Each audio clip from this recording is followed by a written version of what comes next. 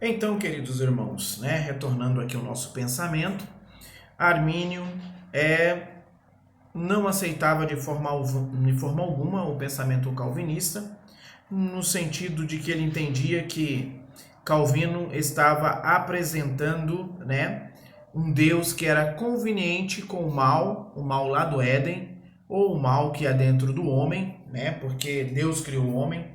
Então, dentro do pensamento calvinista, é mais ou menos essa ideia, e Armínio não aceitava.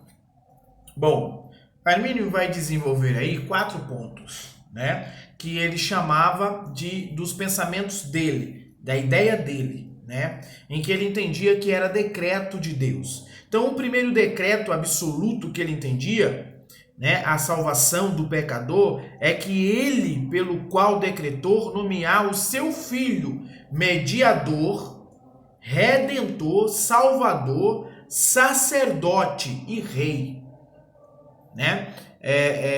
Armínio vai dizer que Deus fez isso pelo seu decreto, tá bom? No segundo decreto do pensamento arminiano, ele vai dizer o seguinte, ó: o segundo decreto exato e absoluto de que Deus é aquele pelo qual decretou que receberia em favor aqueles que se arrependesse e cresce em Jesus. Cresce em Jesus Cristo, tá? Como o Senhor, tá bom? Ou seja, esse era o pensamento o segundo pensamento de Armínio. Todos que se arrependessem estariam inseridos dentro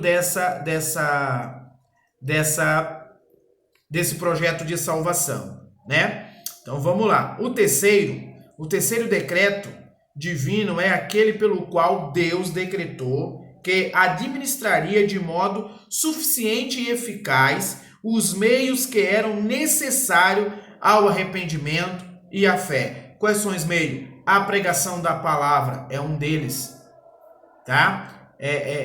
A igreja apresentando o Cristo ressurreto, esse é o meio pelo qual é gerado no ser humano a fé, e esse se arrepende do seu pecado e aceita Jesus. Quarto e último, né? Depois desse, segue-se o quarto decreto pelo qual Deus decretou a salvação ou perdição das pessoas. Esse decreto se fundamenta na presciência de Deus, pelo qual, desde a eternidade, ele sempre soube quais os indivíduos que, pela graça preveniente, creriam, ou aceitariam, né? E, pela graça subsequente, perseverariam. Então, ou seja, o que Armínio está querendo dizer, meus irmãos, é que Deus, nesse conceito de predestinação, sabe quem vai ser salvo e quem não vai. E deu a todos os homens a oportunidade de serem salvos, tá? É importante que os irmãos entendam essa verdade. Vamos caminhar aqui, né? Vamos dar uma caminhada aqui para que os irmãos entendam. Então, ou seja, a chave da revelação de Armínio para ser salvo é por meio da graça de Deus, tá? E que basta apenas crer. A chave da mensagem de Armínio é crer. Fé. Eu tenho que crer. Deus não me obriga, eu tenho que aceitar, tá? Ponto.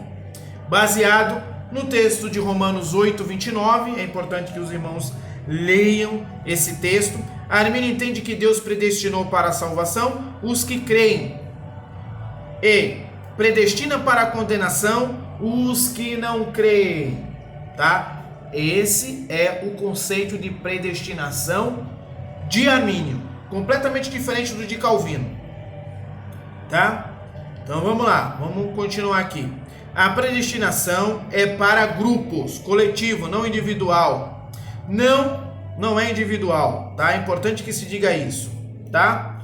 Corporativa, não individual. no sentido individual é incondicional. Ou seja, você não tem direito de escolha. Você não quer ser salvo, mas vai ser, tá bom? Enquanto no sentido corporativo a salvação é condicional. Eu tenho que querer, tem uma condição, eu tenho que acreditar, eu tenho que crer, eu tenho que aceitar. A doutrina arminiana é encontrada em muitos grupos, e aqui está as diversidades de grupos aqui que a gente encontra, os irmãos podem ler aí, né? Que a gente encontra o pensamento calvinista, o pensamento arminianista, e entre eles estamos nós, os pentecostais. Os assembleianos somos pentecostais e bebemos da fonte do pensamento arminiano, tá bom? Então vamos lá, os 5 pontos, como tinha lá, os 5 pontos calvinista, nós temos os 5 pontos arminianista, tá bom? E temos também o documento dos remonstrantes, tá? Quem foram esse grupo, irmãos? Quem foram esse grupo aí? Ou seja, os seguidores de Armínio. Em 1610, tá bom? Armínio já tinha morrido, anos depois da morte de Armínio. Um grupo, aproximadamente aí 40 bispos, aproximadamente, um pouco mais, um pouco menos, formaram um documento contra os ensinamentos calvinistas e defendendo o pensamento arminiano, tá? Então é importante que se diga isso, tá? Então, ou seja, os remonstrantes eles criaram uma espécie de documento de defesa do seu pensamento, tá? Assim como os calvinistas tinham os seus, os arminianistas, defensores dessa visão, também queria ser respeitado, também queria ser recebido, porque até então eles eram perseguidos, tá bom? Então, vamos lá. Os remonstrantes fizeram esse documento, resumindo, né, nos 5 pontos. Sua rejeição ao calvinismo, como já disse a vocês. Os remonstrantes, como foram chamados, incomodaram muitos líderes calvinistas, entre os quais estavam os líderes políticos que haviam libertados os Países Baixos do domínio espanhol. Lembra, meus irmãos? Lembra? Mais uma vez eu estou voltando aqui e falando sobre a questão política. É importante que os irmãos saibam, né? É importante que os irmãos saibam que no período em que foi vivido pela regência da igreja, que é o período da Idade Média, né? Política e religião andavam junto. A igreja era o Estado era a igreja, tá? Então, ou seja, nesse período, muitos países colonizadores eram extremamente católicos, eram extremamente devotos ao Papa, aos ensinamentos, às leis da Igreja Católica. Então, ou seja, esses líderes políticos que conseguiram libertar a Holanda do poder da Espanha, né? Estão agora incomodados com o levante desse grupo arminianista, tá? Então, vamos lá. Eles irados contra esse grupo, né? Eles irados se unem aos calvinistas e passa a acusar também, assim como foi feito com Armínio, né? Dizer que eles tinham ligação com a Igreja Católica Romana e de serem simpatizantes da política espanhola, ou seja, de que eles achavam que a Espanha tinha que voltar e subjugar os holandeses. Então, isso vai criar uma revolta, é lógico, vai criar uma revolta completamente contra esse pequeno grupo, né? Então, ou seja, em né? Eles foram chamados de hereges, né, por toda a Holanda. Em 1618, Maurício de Nassau mandou prender os principais líderes do movimento arminiano, tá bom? Quem era Maurício de Nassau? Uma pequena pesquisa, lembrando também, irmãos, que eu sou professor de história, tá? Me formei como professor de história e qualquer um estuda a história básica na escola normal, sabe quem foi Maurício de Nassau, um holandês, né, que veio para o Brasil, se instalou na região do Nordeste e em Pernambuco, em particularmente falando. Então, no período, Maurício de Nassau era governante dessa província, tá? E ele era a sua educação foi calvinista, mas ele era simpatizante. Ele era simpatizante do movimento arminiano. E ele não tinha nada contra esse movimento arminiano. E estava prestes a apoiar os remonstrantes, tá? Pastor, mas o que mudou? O que mudou é que ele vivia uma vida devassa. E ele congregava em uma igreja que o pastor dele era arminiano, tá? Então, veja bem, o pastor vai contra o comportamento de Maurício de Nassau, né? Vai acusá-lo, vai dizer que ele está errado, né? Vai doutriná-lo e ele não aceita a doutrinação pastoral. Então, o que ele faz? Ele se volta contra o grupo, tá? Como ele era o líder maior no estado, no período, ele vai promover, né? Ele vai promover que houvesse um concílio, para que os remonstrantes pudessem se defender e apresentar a sua ideia. Mas esse conselho, né? Essa assembleia, na verdade, foi criada uma armadilha, né? Ou seja, não foi convocado todos os defensores, né, arminiano, foi apenas 18, enquanto do lado oposto tinha mais de 200 bispos de pensamento calvinista contra os remonstrantes. O que acontece? Eles foram condenados e taxados de herege, tá bom? Então vamos lá. Alguns foram perseguidos, né? Outros, apenas um, foi sentenciado à morte, né?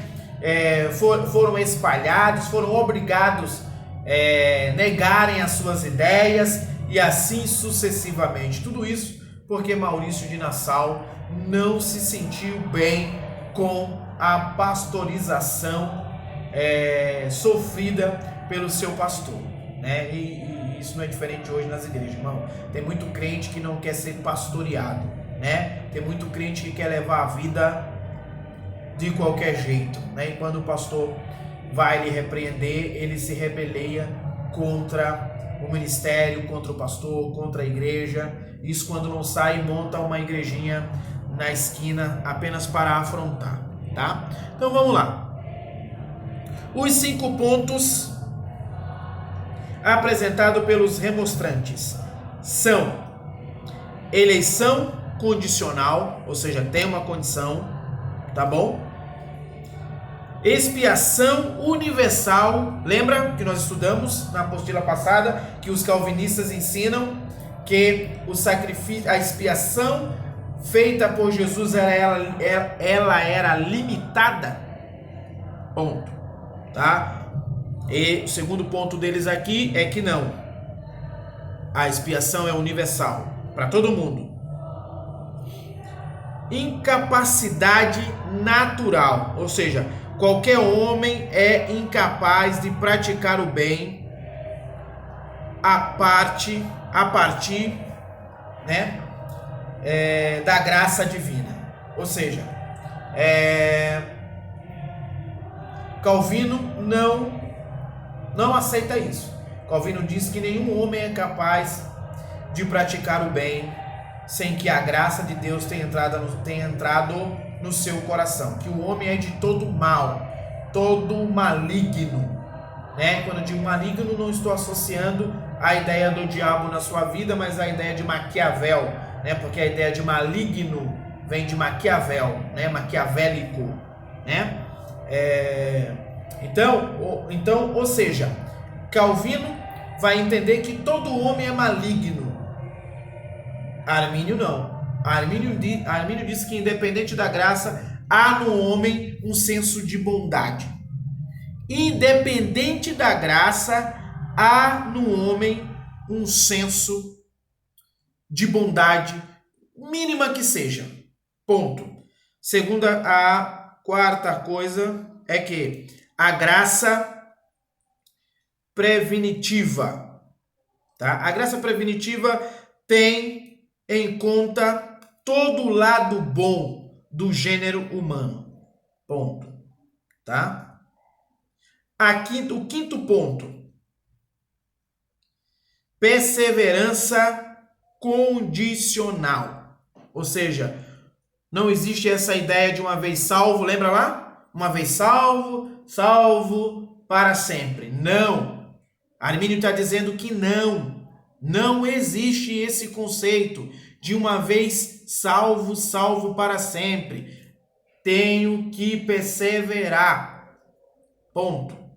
Tá bom? Esses são os 5 pontos do calvinismo. Tá bom, meus irmãos? Os 5 pontos tornaram-se o principal assunto a ser debatido na assembleia conhecida como sinodo. A palavra sinodo quer dizer assembleia, tá, irmãos? É importante que os irmãos entendam isso aí, tá? Em 2 correntes teológicas, foi a partir do sinodo, tá? Que em 1618 e 1619, que as 2 correntes teológicas, calvinista e arminiana, ganharam destaque e são conhecidas até hoje, né? Nós conhecemos até hoje o conceito calvinista e o conceito arminiano, até mesmo por causa dessa assembleia que houve, tá bom? Bom, vamos pular aqui, irmãos, vamos para outra parte aqui agora, tá? Espero que os irmãos tenham entendido, né, o conceito de Armínio, o pensamento de Armínio, né? Quero concluir aqui a ideia arminiana, os 5 pontos do arminianismo foi uma resposta aos 5 pontos do calvinismo, tá bom? Vamos falar agora, meus irmãos, de 3 conceitos. 3 conceitos. Universalismo,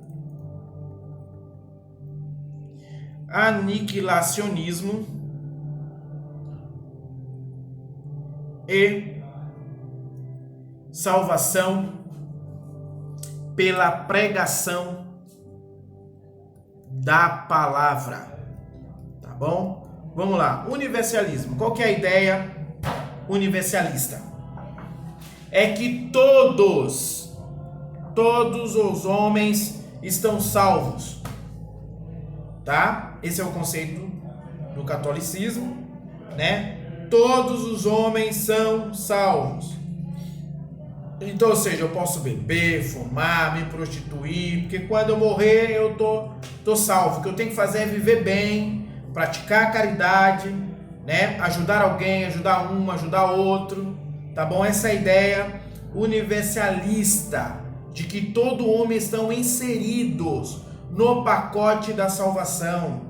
Ou seja, eu não preciso agora professar fé, aceitar Jesus, eu não preciso agora negar a mim mesmo, eu não preciso agora não viver, né? Porque a ideia que as pessoas têm de viver é você fazer tudo que não presta, isso é viver, tá? Então, ou seja, e tem alguns pais da igreja que defenderam esse pensamento, né? Por exemplo, como? Clemente de Alexandria, Orígenes, tá bom? Os pais alexandrinos, né? Quem foram eles? Gregório, tá?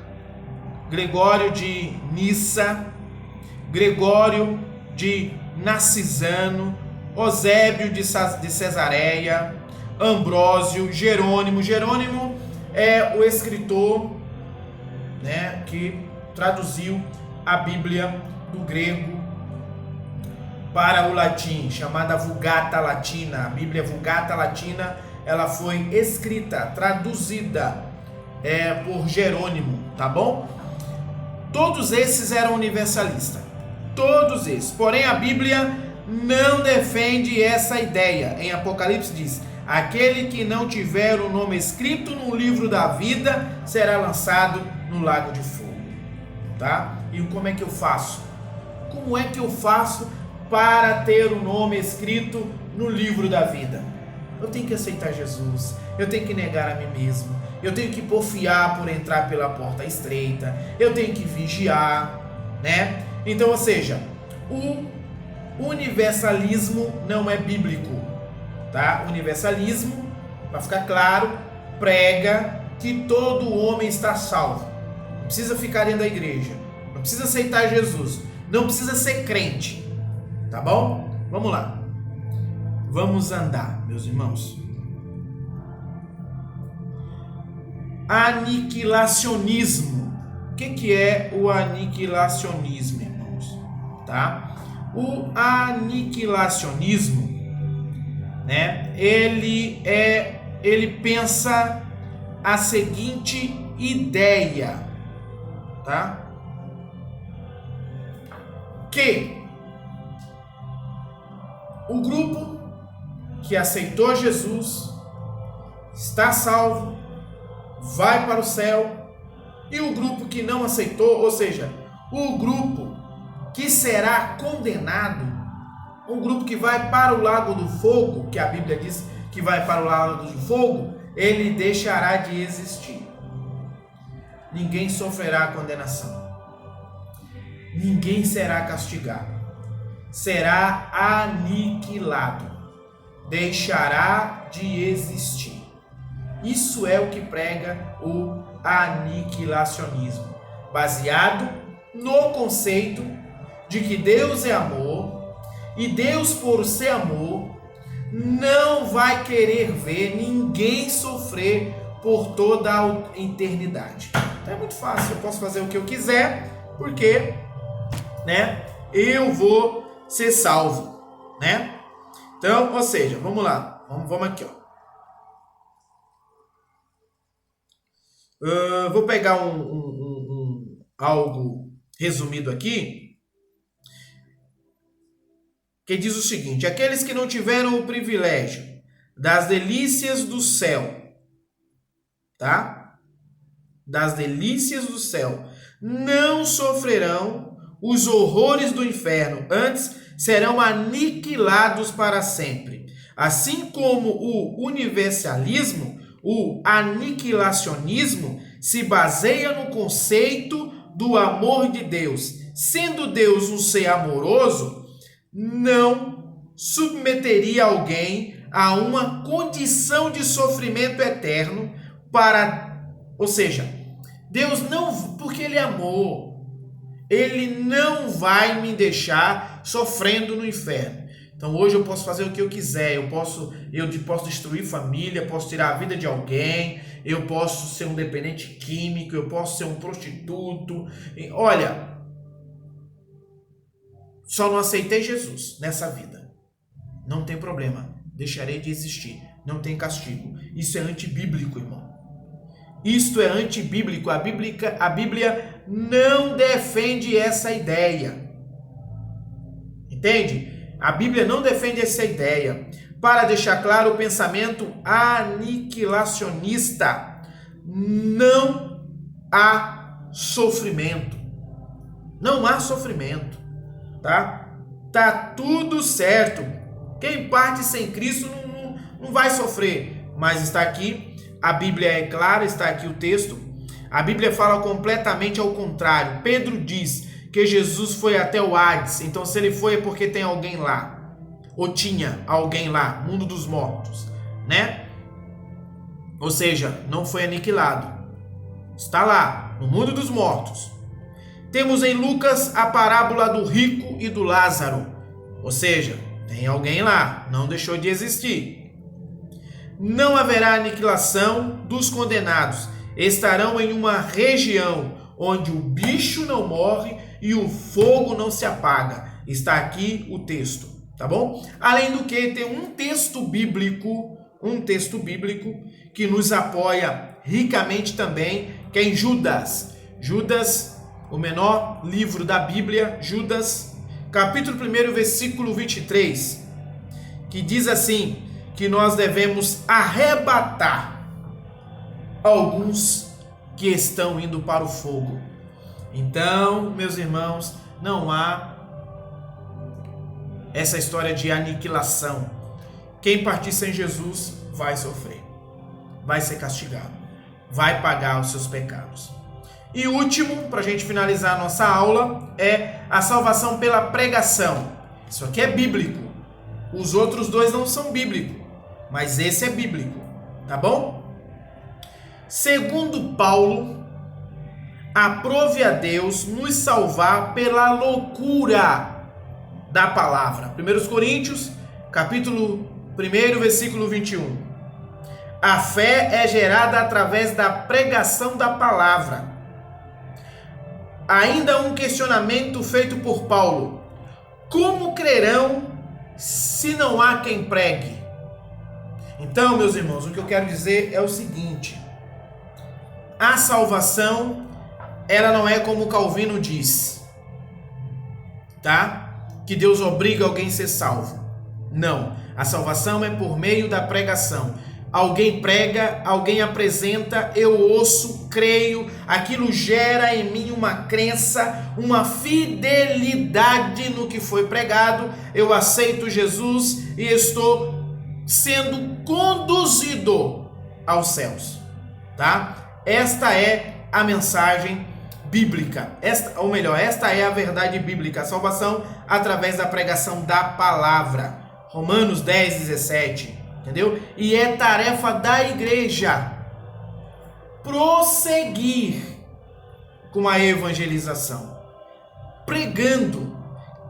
Irmão, olha a responsabilidade da igreja. A igreja tem a responsabilidade de gerar no coração da humanidade fé. Pastor, como?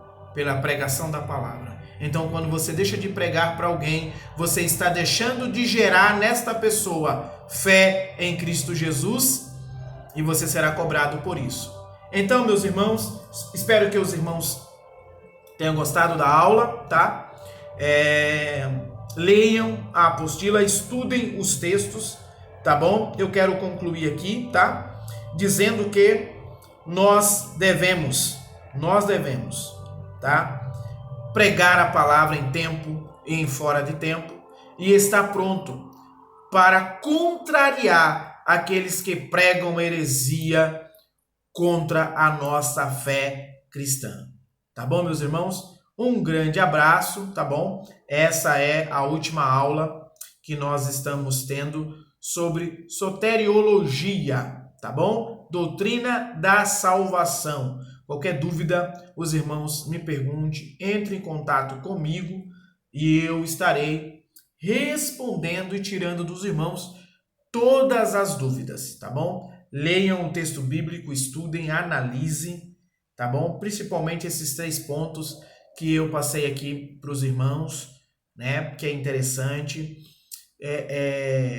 Procure mais livros para que os irmãos possam estar lendo, para que os irmãos possam estar se aprimorando no conhecimento. Já disse uma vez e vou me tornar repetitivo, o conhecimento é dinâmico, para que você não seja pego de surpresa. De repente você vai evangelizar alguém, você vai criar fé no coração de alguém aí em Lavras de Mangabeira afora, mas aí você encontra alguém que vai te questionar sobre isso que nós estamos aprendendo hoje. Então, não pegue a apostila, dobre e deixe em casa não, tá? Se você quer gerar fé no coração de alguém, gere-a com sabedoria e conhecimento, tá bom? A salvação ela é adquirida no homem pela pregação da palavra e a responsabilidade é sua, tá bom? Um grande abraço, que Deus abençoe aos irmãos, a paz do Senhor.